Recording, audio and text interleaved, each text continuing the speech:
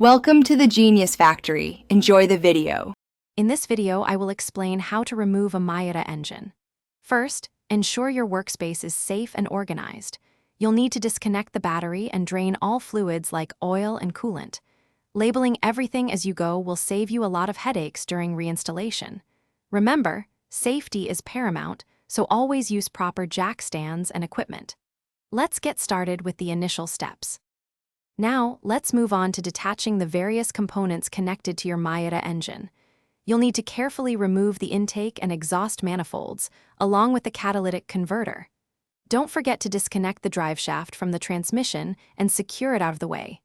Finally, unbolt accessories like the starter, alternator, and power steering pump. Take your time with each step. Hey everyone, quick recommendation.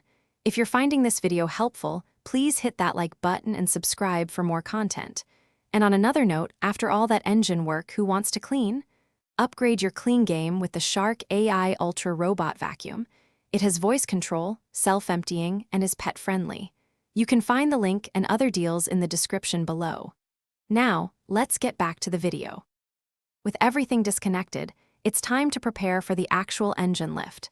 Securely attach your engine hoist chains to the designated lift points on the engine.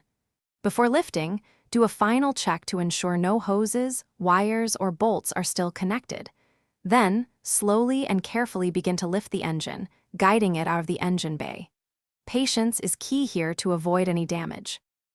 Thanks for watching. If you found this helpful, don't forget to like and subscribe.